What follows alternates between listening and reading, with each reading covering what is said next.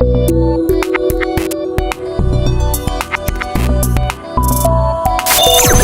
Supply, giving you the tools and knowledge to make your dreams your reality. So, Jeremy, let me ask you, when did you know you were going to be a tattoo artist? Like, that's what you wanted to do? My first day of my apprenticeship. So, on my very first day when I started tattooing, or my very first day when I started my apprenticeship, I was sitting at the drawing table, and when I was sitting there, it was like a cloud lifted. You know, I knew. Did you draw before you were? Oh yeah, I've been drawing since I was a kid. Okay. But I mean, I was getting into tattooing just to see how it was. I had no clue if I was going to like it or not, and then yeah, because I mean, there's so many different ways you could go as an artist, whether it was painting or cartooning or whatever. I was going to college at the time. I was going to do something in the commercial field of some sort. I didn't know what I was going to do, and had no direction. So when I got to tattooing, I just kind of fell into it. So what made you get the apprenticeship? Like, how did you even get to that point? Well, I was actually living in Macon, so on Wednesday nights, the bar I worked at had like a 70s night, and they had black lights in the ceiling, so I body painted black light crap all over people's bodies for the black lights on 70s night and 80s night, stuff like that. Then I kept having then I think I moved to Atlanta, but I was still coming down and working at the bar a couple nights a week. And I just kept having people saying, "Oh, you should get into tattooing. I think you'd be good at it." So it was boiled down to peer pressure. Oh, that's always nice. Peer pressure actually worked in a positive way. And where did you do your apprenticeship at? Started at Ink Wizard. So they had a shop in Macon. So I actually moved to Atlanta in '95, a year before the Olympics. And I was going to college, and I was waiting tables, and I wanted to get up there before the Olympics hit so I can get settled. And then when I got my apprenticeship, I moved back down to Macon, and I worked at the Ink Wizard down there for the first year. So you said the first day of your apprenticeship, you knew that was when I was sitting there at the drawing table, I just knew this is what I'm going to be doing the rest of my life. And how long were you an apprentice for? I was an apprentice probably a good year before I was basically let loose, because I was working between Macon and Stockbridge at the Stockbridge Ink Wizard. And then the guy I was working under, Mike Krango, he actually got put on a state mandated vacation, so to speak. Oh. And then that's when the owner's brother, Rick, came in, and then I'd already been tattooing a little bit at that time, and he just kept me in the chair, and I just progressed and got better just, by pure luck. So there's no set time for apprentice. No. It's based on skill and ability. I've heard some apprentices taking 3 years and doing a year apprenticeship and having to repeat it like 2 or 3 times. Wow. So basically that's a year in, and then evaluate, and then go from there. It varies for everybody. So usually it's an average of 6 months to a year before you hit the human skin. After 6 months, once you hit the human skin, you can kind of judge it as far as how well your line work's going to be. Because the bottom line is, unless you're going to be nothing but like realistic or into like painting style tattoos, you got to have a good, strong line work. I was taught, even if your color falls out, your line work's still there. It's good to go. Right. And that's one of the things I get compliments more than anything. It's my line work, because I'll do line work on people in Florida, do a full sleeve lined out, and they'll come back in for the color and tell me how many compliments they got just for the line work. Yeah. Oh, I get compliments all the time on my work. And I take a lot of pride in saying, yeah, it's the same artist on both arms. Like, it's all over. And that's the cool thing. It's like I can do a little bit whatever style you want. I've got some people, like, same thing, I'll have a full color sleeve on one side, full black and gray sleeve, and I just stay versatile as far as doing that. So once you got in full time, how long were you just a tattoo artist, not an owner, not any of that? I was at Ink Wizard I moved to Florida when I left Ink Wizard, but I was in it for 6 years before I ended up getting my own shop. So yeah, I started in 2003. Started in '96. 2003, I opened up my own shop. So what was the motivation in that, like, versus just being an artist? I wanted something a little bit more, artist friendly. I mean, I was taken care of at the shop, but I wanted a place where it was more artist driven, where it's all about the artwork. Because we got to a point where, you know, certain things I didn't like and I didn't care for. So I was just like, you know, when I be in the shop, when I moved to Florida to Jacksonville, you know, the owner was he was in a band that was actually sponsored by Lincoln Park, and they were supposed to go on the road as an opening act for them. Oh wow. Yeah, and I was going to be their lead artist, but when I scouted it all out and I talked to him and, you know, got the job, and then 4 months later when I actually moved to Florida, he'd already hired another artist, not to take my position, but he overflooded the shop with artists preparing to move or be on the road, and I wasn't making any money. So it's like that lasted for about 4 months, and then I moved back to Georgia, and that's when I opened my own shop. I was like, it's better to be the boss than be bossed. So when you opened your shop, were you married at the time? Yes, 2003. My son was born, and I think we got married about 2 months later. And then, you know, of course, about 4 months after that, you know, we had moved back from Florida and opened up a shop. But I asked my wife to marry me, and a week after I asked her to marry me, we found out she was pregnant. So, Oh, it was so 2003 was busy. so did you guys get married the same year you proposed? No. So Okay. I asked her to marry me. A week later, we found out she was pregnant. And then we waited till after the baby was born, because trying to get a wedding dress and get fitted in time Oh for yeah, a wedding. yeah. It ain't gonna happen. That's a bit much. And then we went and got married in Vegas. So. Oh yeah. So, what was her thoughts when you were like, "Hey, I'm gonna open a shop"? Was it Oh, like? she was pushing for it. Oh, so you had good support then. Oh yes. Was that all around friends and family, or was it some? Well, when we moved back, I had the opportunity because a mutual friend heard I was moving back, and then this guy had this motorcycle shop on the McDonough Square, and he had a 11 by 22 room that he could sublet me out, or sublease me, I guess. And it's like, hey, if you want to get your stuff started, here's a shot. So I was like, you know, $600 a month rent. I was like, I can't pass that up. I mean, that's, you know, a couple tattoos, and I got that. But the kicker is the first few months was super rough, because I'd moved to Florida. Previous place that I worked for was not about to tell everybody I left, came back and had my own shop, because I had the highest sales of any of the artists in all of the shops they had. And this is pre-social media, right? Oh, God, like, so yeah. there's you like were either calling people directly or hoping you run into them. Yeah, it was all like word of mouth. So it's like, you know, 3 months later, people are like, oh my God, I didn't know you were back in town, and they set up appointments with me and stuff like that. So it was all, no, I think Facebook at that time had just been out. So Facebook had been out maybe a couple years at that point. Because I remember, but when I first got Karmic, actually before we moved to Florida, I opened up a Facebook account. And that was weird because, you know, it's kind of like any other social media. At first, she's like, what do you got a Facebook account for? And I'm like, it's for work. What do you think it's for? Yeah. That was, you know, that was around the days of MySpace and everything. Right. I remember those days. So was it Karmic when you first opened? Yeah, Karmic. And I base it off of the word karma. So you take care of the people around you, karma will, in return, will come back and take care of you. So I've had, you know, a pretty successful shop. I've been in business for 16 years. So Jeremy, like in your ventures as an entrepreneur, was there any time where it was like, man, I just want to throw the towel in and just go back to being the artist and not the business owner? Oh God, yeah. There's so much less responsibility.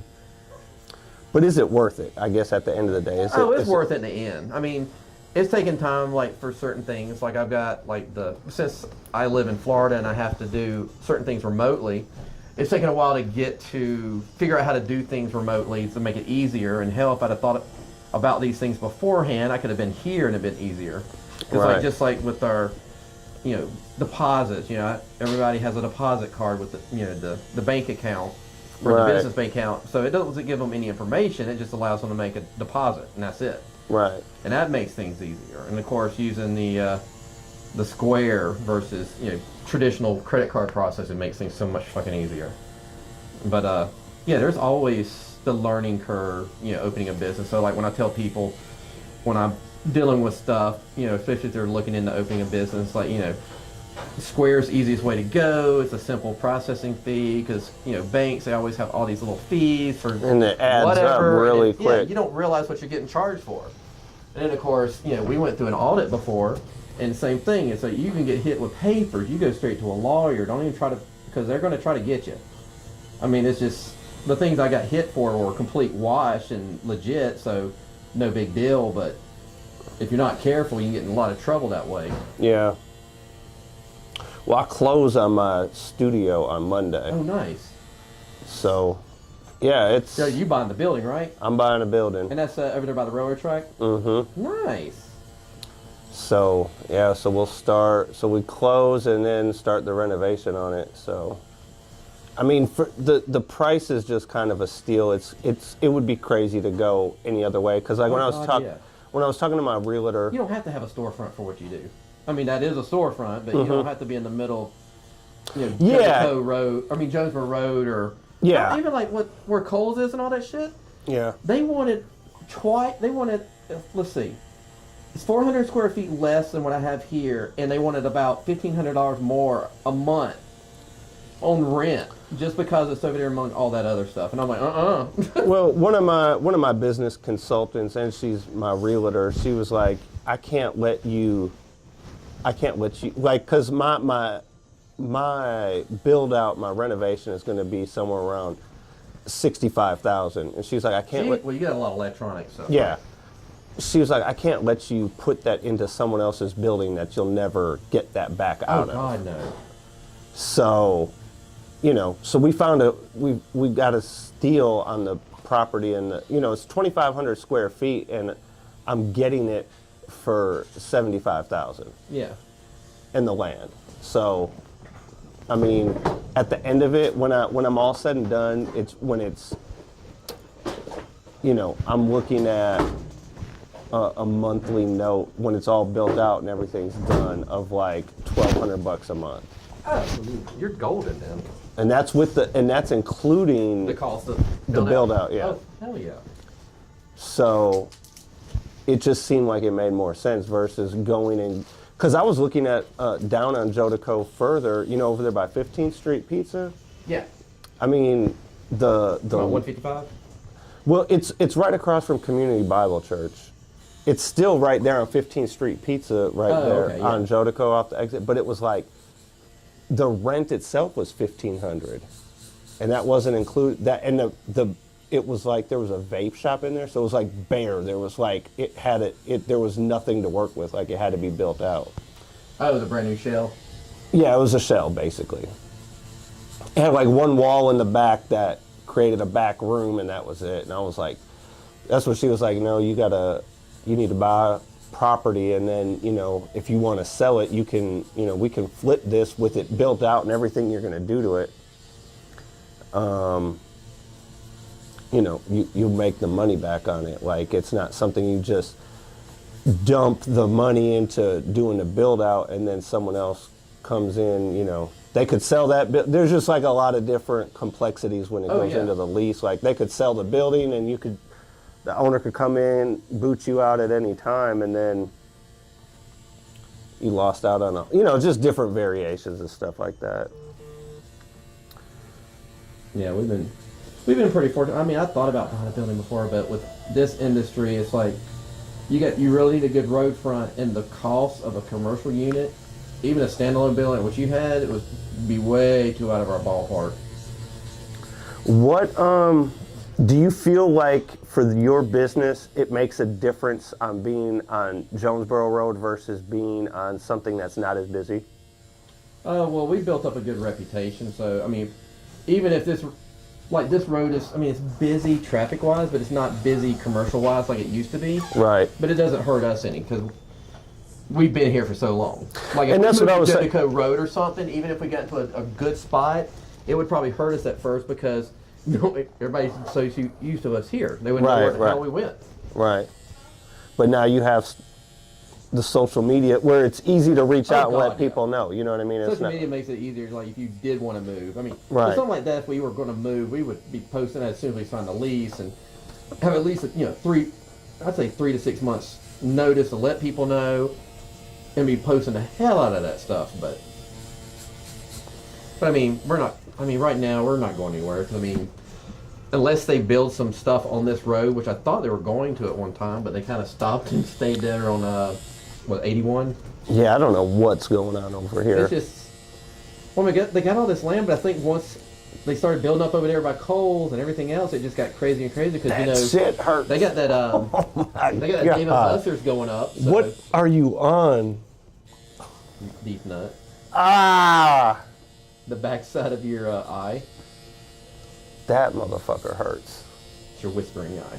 It's my whispering eye. Yeah, the whispering eye. It just sounds like it hurts. I don't know who you are, and you're not going to get me in pain on the phone. Probably a robocall. That's all it's on the phone nowadays. It's a 404 number. So That don't matter. I get robocalls all the time from my area code. And then once you answer it, you're on that list of like, oh, this is the active line. Dude, that shit really hurts. That's what sucks nowadays. It's like you don't want to miss a call, but if you answer the wrong call, then you... Oh, they can leave me a voicemail. I got a greeting to handle them. Dude. I was really trying to think about like what the pain felt like on my elbow, on my other arm, and yeah, guess what? Don't remember it feeling like that, but it probably did. That was a long time ago. Golly, it just feels like it's going right into the bone. Yeah. Yeah.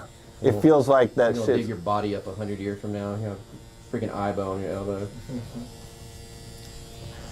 Like, how do you know if you're going? Like, how do you know if you're going deep? Like, you know, I know you know I can what you. demonstrate. No, I'm just interested. Like, what is the? Every body type is different. Like where I was barely hitting the skin because I know the skin's thinner and I'm hitting bone underneath. Not that I'm worried about hitting your bone, but Right. the gentleman before you who's like 66, when I hit below the sleeve line, his skin's a lot more tender from being out in the sun so long. Yeah. So when I started doing line work, he was instantly blowing out under the skin, but when I got above the sleeve line, I was able to sink the lines with no problem. So below the sleeve, I had to actually back off my line work on sinking into the skin just to not blow out the skin. Gotcha. Wrists feel like you're about to get shredded to pieces, but I'm not going no deeper than the rest of the part. It's just, you know how to balance it off of backing off certain areas so you don't go too deep. Sometimes Right. it just sounds like you're going deep as hell. Yeah. I mean, obviously, there's just going to be parts that feel worse than others, but yeah, that shit sucks. Andre, what kind of questions you got over there, buddy? So, what's one of the biggest misconceptions about starting a tattoo business? It's easy. I've heard of some shops around that, you know, they wanted to get into tattooing, they started tattooing, and hadn't even been tattooing a year or two, and They want to somebody gave them some money to open their own shop, and they thought they were the shit. And it's like, no, you really haven't even earned your dues or paid your dues as far as learning how to run a proper tattoo, much less run a business. I mean, there's places out there that are shop owned they're shop owned by people that don't even tattoo, which is kind of traditionally a taboo in this industry. I mean, Is there really places like that? I mean, How does that even happen? Well, they tend to be a little more common nowadays, but yeah, traditionally it's like shops need to be artist owned and operated because, you know, otherwise it's more about the dollar. I mean, it's like, you know, it's a business. They're looking out for making money, not making sure they got good artwork going out. I mean, now a lot of these guys, they do make sure there's good artwork going out, but then, you know, there's always the sacrifice somewhere, and that's just some BS to get into. But So, do you ever have to deal? Does it ever come across your way like where people, like other shops, are undercutting price? You know, because a lot of times, we used to have that problem with, well, so and so down the road will do it cheaper, and I'm like, well, you can go down there, but and those same shops aren't there anymore. right? So, Because I think what a lot of people what a lot of people don't consider is like, you know, they feel like something I learned because of Jeremy, you know this, because I came to you to fix all the bad shit that I decided to do on my arms beforehand. And it's like now when people obviously become a natural thing for friends and family, oh, ask Mike about tattoos, right? So it's like the biggest thing I always tell people is to do their research on you know, go to someone that's reputable and recommended and you've seen a lot of their work around, because it was like, for me, I had pretty much given up because I just kept getting shitty tattoos. Yeah. And I was like putting a bad Band-Aid over another Band-Aid, and then it was like, then I kept seeing your work show up at different, whether it was at a bar or at a get-together, and it was just like, oh yeah, Jeremy at Karmic, and it just was like, okay, maybe he can fix this clusterfuck I had going on. Yeah. It boils down, you get what you pay for. I mean, yeah, there's some people out there that'll do it cheaper, but, you know, for example, like Toto, fucking amazing artist. He specializes more realistic stuff, and he charges $200 an hour, and he's fucking worth it. You know, and I charge $150 an hour. I don't do that level of stuff he does. And I do a lot of stuff that he won't do. Like, he don't do cover-ups and shit like that, which, like Joey, God bless his heart, he does a ton of cover-ups around here because there's a bunch of shops and they do tattoos that aren't happy with them, and Joey stays busy doing tattoo cover-ups. So there's almost like a challenge in that. Oh yeah, because it's not. And even in Florida, I still do at least one or two. I do one cover-up a month at least, but it's, you know, people down there. I mean, it's like being inside Atlanta. Tattooing is a lot more mainstream in Tampa and St. Pete, so people know what to look for, and they don't end up getting crappy tattoos. So, have you ever met your challenge on a cover-up where it was just like, I don't know how the fuck I'm gonna pull this out? Yeah, it's called laser. I mean, if I can't cover it up, I mean, and sometimes I don't want to do a cover-up, but I'll still do it because, you know, these people are suffering with this crappy tattoo, but sometimes it's just like what they're wanting to cover with cannot be done. And I just tell them point blank, it's like, look, if you want to cover it with this is your option. You're going to have to go get lasers, at least to get it dropped down, you know, 25 to 50% on the value of what you're working on, and then I can cover it up with something a little bit more what you're wanting. Sometimes it's just they're wanting some shit that's impossible to cover up with. Right. But that's the biggest problem. It's not so much like, you know, I had one that I couldn't do. I mean, there's been a few that's like, you know, I've seen some beautiful cover-ups where it's like tribal and they turn them into like biomech stuff and crap like that, but it's, you know, somebody coming in, well, I want a watercolor, you know, dream catcher. They're like, yeah, that shit ain't working. Not for a cover-up. Do people still come in and get tribal tattoos? Every once in a while. I actually did, I don't normally do them, but I had a young lady down in Florida come in and I did, it's basically tribal, but it's the Thailand Bengal tigers that's like you see on the back of like some Taoist like designs. It's kind of like the reverse tribal, but it's basically tribal. And I always see, when I see people, I'm like, I wonder if they have like regret, like is that like you just walking around with an arm of shame? Oh yeah. Because I'm just like, I know they hate that thing. Like I know it's like. This chick, she got hers, and she's tiny, so it took 5 hours. I mean, it was like about a paper and a half, and it took 5 hours to do it because she's so tiny. But her problem is not so much as, I think she'll love it forever, but it's the problem with her is she's been dicked around by several shops, and instead of them just saying, look, I don't want to do it, or that's, you know, I think that's, you know, I'm not doing tribal, or whatever you're going to call it, they're just like, they just kept dicking around and just lead her on, and when I said, yeah, I'll do it, I don't care. And she was like overly thankful for it because, you know, I just wasn't like, you know, giving her bullshit. It was like, yeah, I don't know, you know, get back with me, that kind of crap. It's like, yes, I'll do it, and give me some money. So how did that phase even hit? Tribal? Like, yeah, like, because it was like. It's been around since the dawn of tattooing. But it was like, there was a big spurt, because In the 80s, I think it's, yeah, the 80s, like barbed wire and tribal and all that crap. I think it's just because, you know, it's almost like big, thick, you know, pinstripe, or, you know, you can do flames like with the tribal. I mean, it's simple black work. I mean, once you get the line work on, you just fill it in. It's not that hard. But I So think are the you ease able was to the big do? thing that Are you brought it able out. to do cover up now on like how do you cover up a tribal? What's a Well, if attack it's faded plan? out enough, then you can repack it with like I actually had one down in Florida. I packed with a layer of white after I did this design on top of it, and I covered it up completely. Can't even tell. It was a very heavy green Medusa face, and this guy had like this black Maltese cross that was pretty dark.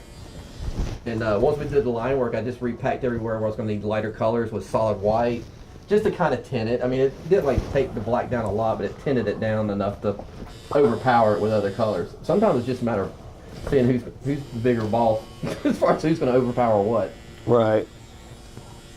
And I've seen some that they'll take like the spiral designs and kind of work into a new design with like biomechanical stuff, gears and swirls and stuff like that. They kind of basically you got to try to match what you're working with and blend two designs to make a new one. Yeah, that shit is like. Do you charge extra for that? Like Well, when you most got, of the time, yeah. Yeah, usually it's a upcharge on Coverups. Just because not every, like Henry County, there's only Joey, myself, and maybe one other person will do Coverups, but I don't even think there's anybody else in Henry County that'll even touch a Coverup. Depending on the Coverup too. The harder it is, the less likely they're going to do it. Yeah. I can't get to them just because I don't ever have time to get to them because usually they want them in a little quicker, and I'm usually about 2 to 3 months out when I'm in town. I have a guy named Richard I've been tattooing on both his sleeves are nothing but damn Coverups that I've done on him. Wow. 2 full sleeves of Coverup, and then it finally got to his legs, and I had free skin.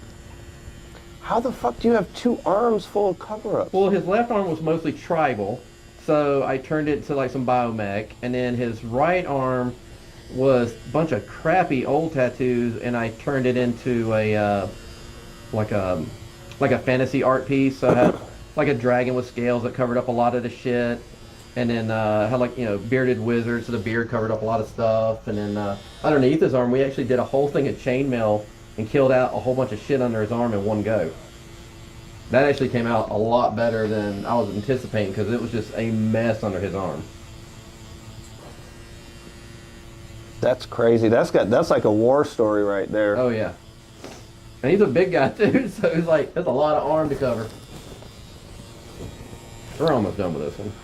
Whew. That shit is, yeah. I'm glad I only got 2 fucking elbows. They're both done after this. Like, I won't ever have to feel that shit again. So tell me some more about what the fuck were you saying? Carnivore midgets. Oh my god. Okay. Oh yeah, I guess you said they're cannibal. Cannibal little people. They're cannibal midgets. I mean, like, I don't know what else. I know there's like, that's probably not politically correct. I know. but- It was like people gonna get you like it's little people, fucker. No, so like I have this guy, he wants to, basically we have some investors putting some money up and they want to do a horror film and we're going to do it. Now is this their concept, or as far as the storyline, No, well, or are they investing in your company to produce this? yeah, so we're producing it and my script writer is writing the script. The only thing he gave me was cannibal midgets. Those were the only. Those were the only. Horror story, cannibal midgets, go. Yeah, basically those 3 things, and that was it. It was like go. So yeah, it's been, for me, like I'm a big fan of horror movies. Yeah. So I'm not gonna do something cheesy. I'm not gonna do something just. I'm not gonna do like predictable slasher film. Yeah. I don't want to do any like I want to do what I think should be done in horror movies. Like I don't want to do the obvious formula or whatever. Well, I guess since obviously you're not like Hollywood money, Right. but since a little less budget, of course, but you want us to do something a little different. And I hate to even bring the comparison, but were you a fan of like Full Moon Entertainment? How because they did like Puppet Master. Yeah, so like I think they did originally Chucky or something. I can't remember. the original one. Maybe I can't remember. I know Full Moon Entertainment. They were like a big thing in the '90s with the or late 80s, early 90s with the horror style. You know, I just wanted to create something that was going to be, you know, scary, and at the same time it was kind of fucked up. Yeah. And, you know, it wasn't going to be like, oh, this is predictable. Oh, she's going to run and she's going to fall and then they're going to get her. Like, I'm not going to do that kind of horror movie. Like, this is going to be more, you know, it's going to be more methodical than that. But, so, you know, and we, like, they're not going to be like savage cannibals that just can't resist eating flesh. Like, it's going to be a little bit more in depth than that. We're actually going to have it, we've actually written it to where they only eat the brains of people. Okay. And they're very specific about the brains. Like, it's like a delicate, like they're not just gonna go and just eat someone's, like it's very methodical. And here's the thing is like what they do with tall people or regular people is they chop them off at the knees. Yeah. So it's like they bring them down to their size. And like it's all loosely based on this mythical place from where I grew up called Haunchyville, Wisconsin, which was like this hidden town of midgets where I grew up. And it was like you only heard, yes. Like you can look kind it of like up. the whole thing with Florida with the carnival people that not a lot of people know. That's where the circus people and everything go. Really? I know. Yeah, there's a place down in Florida outside of Sarasota somewhere. They actually have a carnival museum somewhere right around there. But basically, Barnum and Bailey, all the circus people, the freaks of the freaks. That's where they go. You remember the X-Files episode where they're in like the town with all the freaks in the car?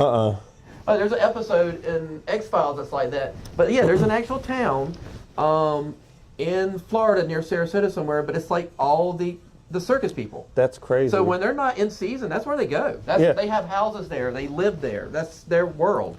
So yeah, there's like, well, this is it's like a legend in Wisconsin. It's called Haunchyville, and basically, if you're caught trespassing, they would capture you and they'd cut you off at the knees to bring you down to the. Like as a kid, that's crazy. It was like that's like the ghost stories around the campfire, you know, and it's like it's out in the woods, and you'd have to. There's even a road that was like a hidden road, and they were like, if you go down that road, you're not going to come back, type shit. Oh shit. Yeah. Have you ever been actually out there though? I've never went down the road. Fuck no. Like, dude, hell no. No. So I was like, when the guy. I can imagine it like some deliverance fucking hillbilly little people just out there fucking shit up. Yeah. It's like, don't come down here. Yeah, like That's a pretty crazy story. So when this producer was like, yeah, I want to do Cannibal Midgets, the first thing I thought about was Haunchyville. So like we just made Haunchyville, Georgia, and that's kind of like where I gave my writer the ammo and then kind of just added in our own twist to it, you know? Oh, that sucks too. I don't know what that is, but it does not feel good.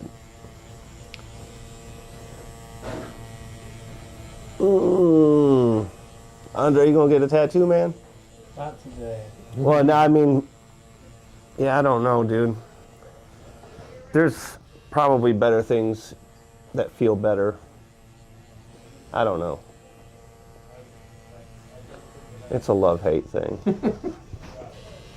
It's like I'm too, it's like, okay, so like, let me put it this way. Like, I hate getting tattoos, but I hate the gaps between my tattoos even more. So it's like I'm in a position where I just have to go and get those done. Yeah. So fill it out. I just want my arm to be finished, like a sleeve.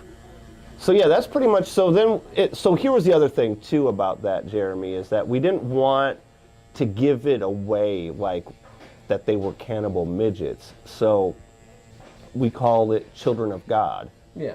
So, you know, because they're short, so they're automatically confused as children. And, you know, they may capture people and eat their brains, but they're still children of God. Yeah.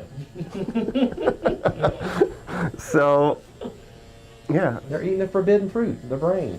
Is that forbidden fruit? It's gotta be. Do you remember, you probably do, Jeremy, do you remember in the 80s, this is way before Andre's time, do you remember it was like the movies called Faces of Death? Oh God, yeah. Dude. The fucking monkey was brutal. Yes.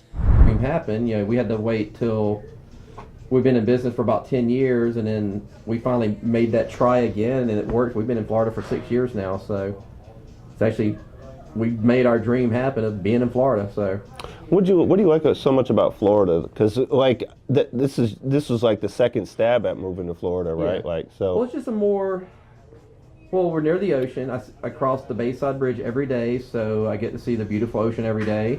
And then, even though I don't get in, I still get to see it. The people down there, it's almost like being up north because, I mean, there's a lot of people that transplant down there from the north, so people are mind their own damn business. I mean, it's not the Bible Belt. People don't care what you look like, what you do, or any of that stuff. Yeah.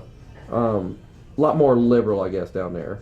I gotcha. I mean, because if we had stayed here, we'd have to move back into Atlanta. If we were in Atlanta, it'd be fine. It'd probably be a more liberal environment. But I love my clients here. Not to say anything bad about them at all, but just the area is, with McDonald's, like you can only do so much. Like the whole driving through the square, they keep trying to do stuff, and it don't matter what they do to that poor square, it don't get any better. Yeah, they need to open up the damn roads. Yeah.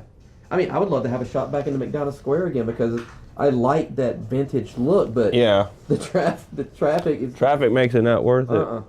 I'd lose clientele quick.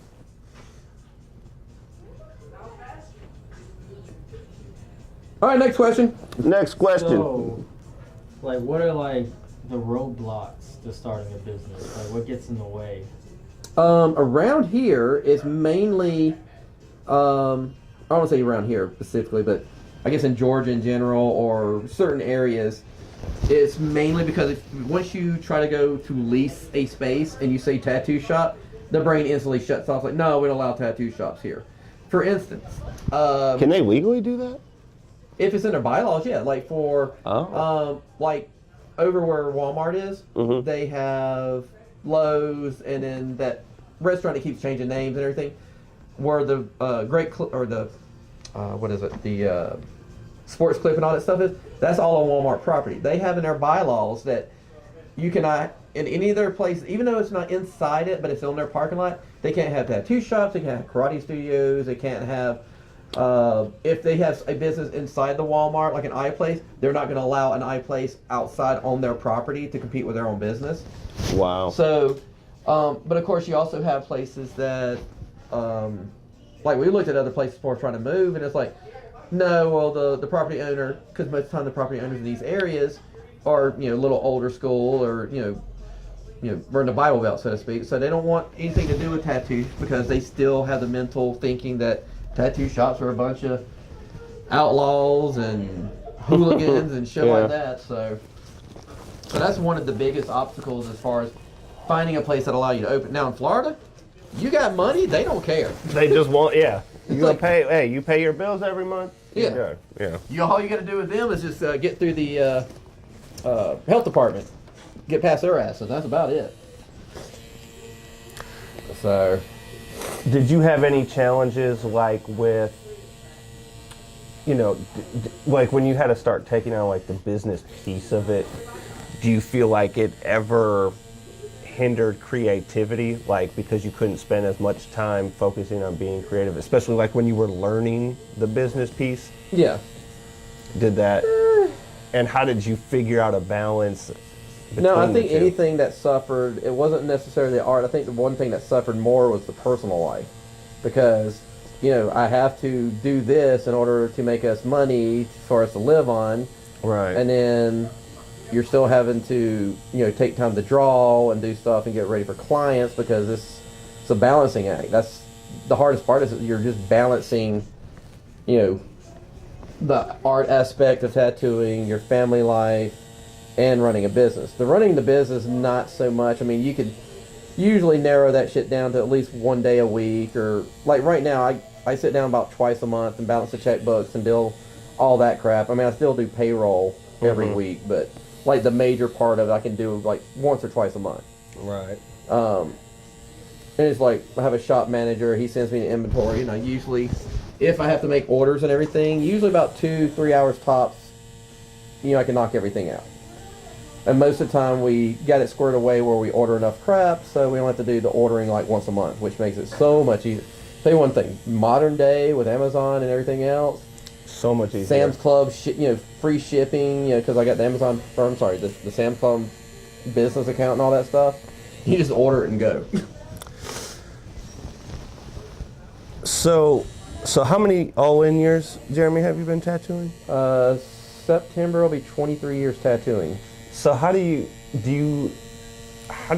stay like on top of your A game? Like, how do you still challenge yourself to where it's pushing to the next level when it comes to the art piece of it? Like, is that do you find that to be a challenge? Well, when it comes to trying to stay on top of my game, it's basically staying connected to social media, following other artists, bouncing ideas. You're biting, of course, but that's the only way to evolve is to either be around other artists or, basically, I guess, allowing the social media aspect to influence your life as far as that goes. Because, you can get dropped out behind. Like, 23 years, my first 20 years of tattooing was done with a traditional machine. Tracing paper, drawing paper, pens, all that crap. And around the 20-year mark is when I got switched over to the rotary machine, which makes things so much easier. As far as convenience, sterilization, everything like that. As far as the sound, actually be able to have a conversation with somebody. Right. And of course, around the same time is about when technology caught up with us as far as the iPads, being able to use the drawing pens on, digital devices. And since it took a little bit of a learning curve, but once I got to that point, it made things so much easier. Like, instead of having to go sit at the table when I'm at home and draw by myself while my wife or kids are doing whatever, I can seriously sit in bed while she watches whatever the hell she wants to watch and draw. Like, a lot of times, if there's nothing that she wants to watch, she will use the Fire Stick and put it on YouTube, and she's kind of like a digital VJ, or what do you want to call it. So she'll put on different YouTube stuff, and I'll listen while I'm drawing. Like, we listen to a whole bunch of the Game of Thrones theories and top movie. We definitely need to talk about Game of. I know. I know that you're up to speed. Oh God, yeah. Yeah, that was. But the main thing is just staying.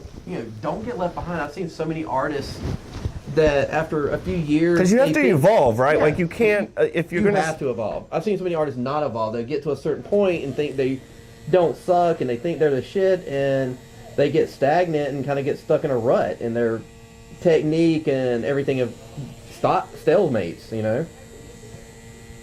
Yeah, and that's just not good for this industry, because every year there's new up and coming artists that are really badass artists. Nowadays, there are artists in the industry, just like traditionally, like, not to take away from any of our, forefathers, but a lot of those guys were like military guys. They weren't true, like, artists like they are now today, because they use, and the only reason I'm saying that is because the fact that they use traditionally, and traditional has this value in our history of tattooing, but they would use red, yellow, green, and blue. Mm-hmm. Obviously, they knew how to make green from yellow and blue. If you have those primary colors, yellow, red, and blue, you can make any color there is. But they mainly stuck to the simple colors, and I think it has a lot to do with techniques for tattooing. Not necessarily they didn't know how to mix colors, but you got to keep that shit simple back then. Not to mention, most of the time they were tattooing on Navy people, and their tattoos would fall out because they're on boats and they didn't know how to take care of them and stuff like that. Right. So, technology has definitely evolved, and that's the thing, you have to evolve with the times. Some of our, I know Lyle Tuttle, he was one of the long, old guys in the industry, and he passed away, I think, this past year. And then there's a couple of other guys that have been in the industry for 30, 40, 50 years that have, slowly going. So, some of our forefathers are, the last ones of them are kind of going away now. And now with the newer artists, some of them are coming in and all they know is the newer technology on how Oh, God, like the new guys? Yeah. Like even, even Quentin, our newest one, he's not an apprentice anymore, but, just like with him and the apprentices we have down in Florida at Black Amethyst, they don't know anything about building needles or building machines or cleaning tubes and all this stuff. It's like where you standing over there and feel like your back's gonna break because you're standing over the sink cleaning shit. Not quite the same as it was before. It's all much more efficient now, right? Oh yeah. More evolved, so less of the tradition. Well, no, and I think for me, like there's a lot of old school. Like one of my peers, he comes from actual film, like where in 8mm.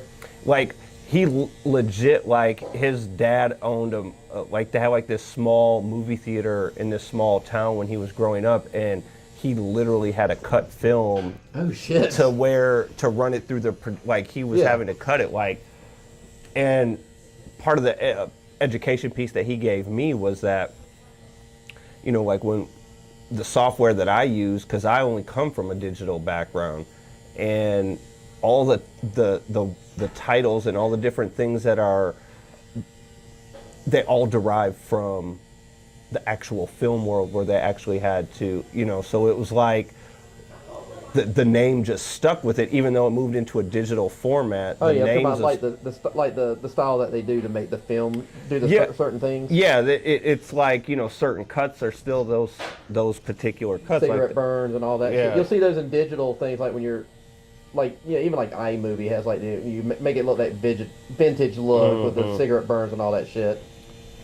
And it was like, you know, we talk about like when they did like the movie like Citizen Kane and 12 Angry Men and those old classics, and it's like, you know, back then, you know, you talk about doing a transition like a dissolve or a fade to black, and that's like a whole chemical process. They had to send it off to a department, and now it's like, you know, it's just something you drop on your file and the computer does it. Yeah.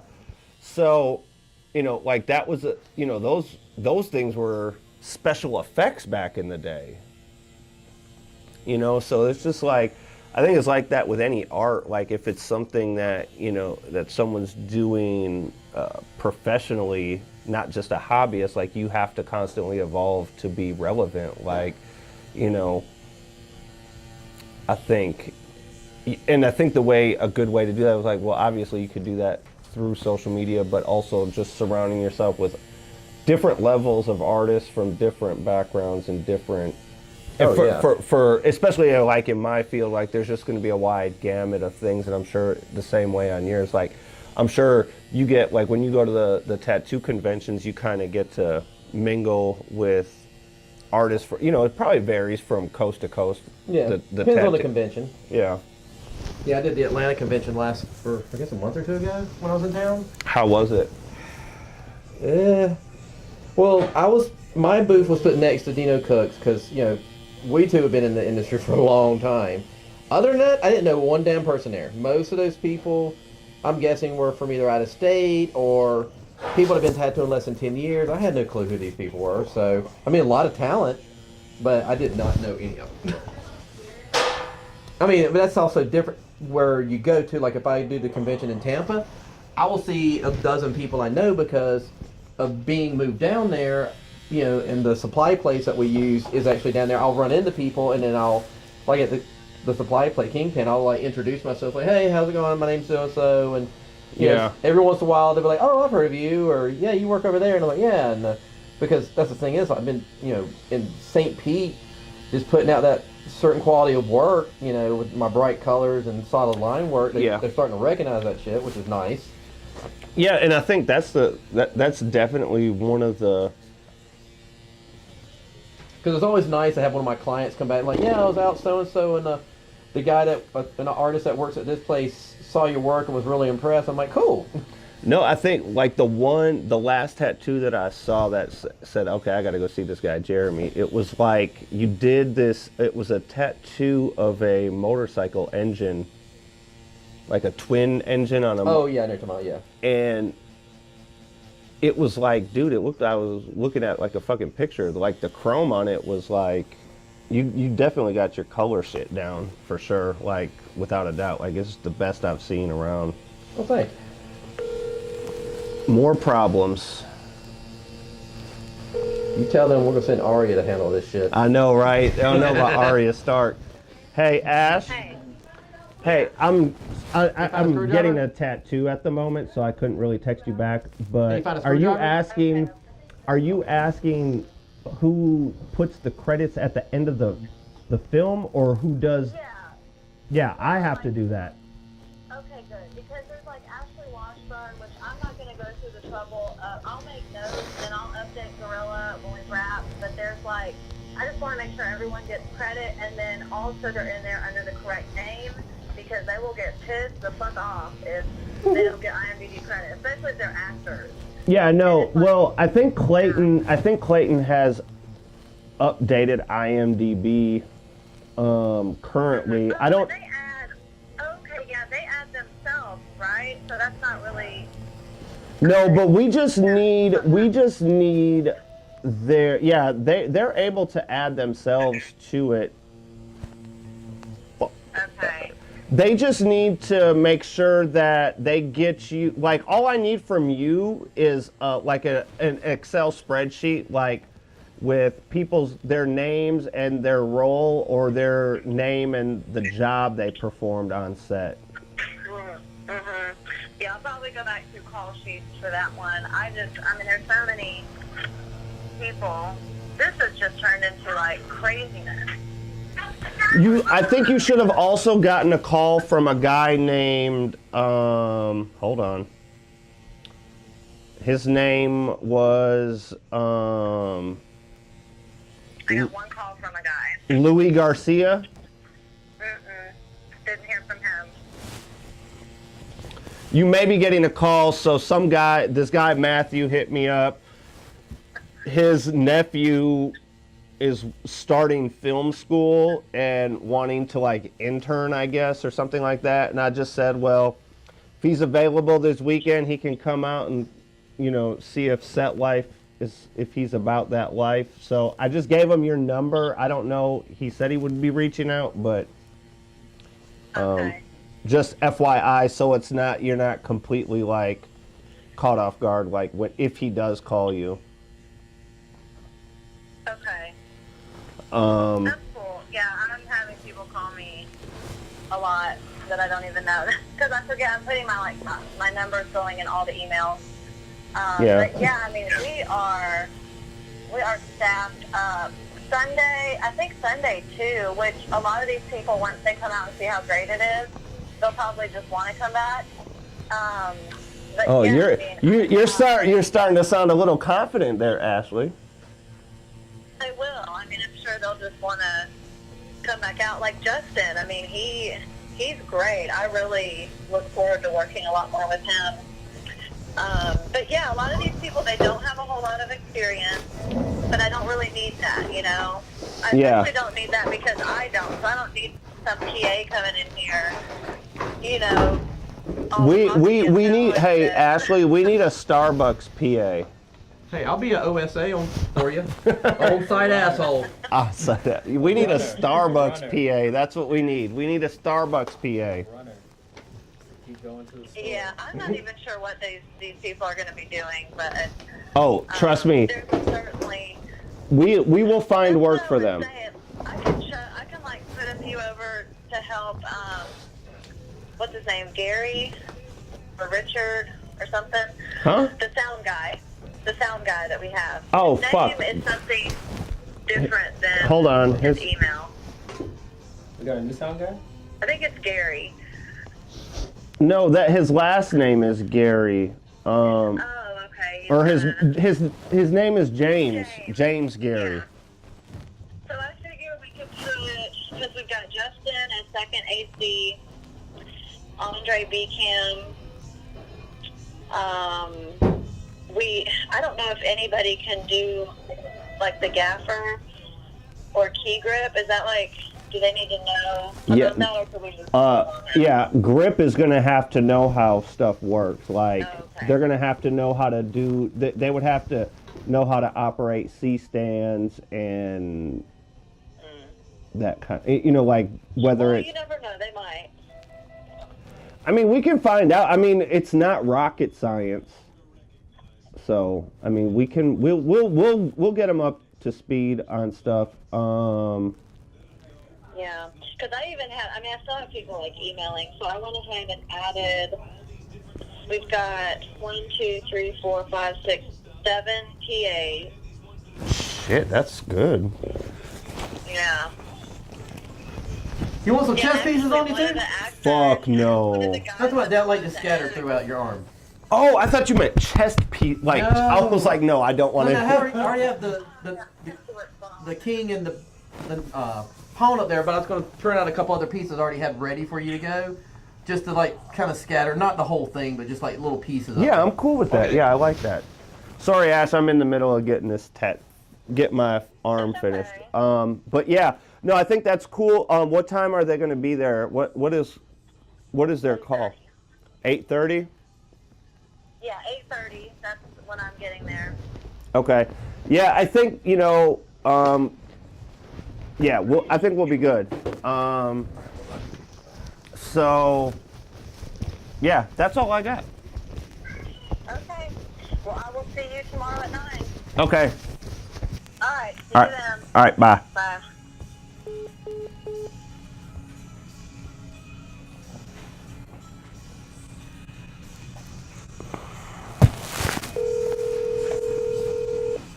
Handling the call. Huh? Just want to make sure we're about the same targets. Ben. What's up, man? Nothing, man. Getting a tattoo. What's going on with you? I'm putting together the shop list. What size, like a window pane? Is that what you're asking? No, basically I just need something that can cover the lens. So maybe like less than like half a foot by half a foot.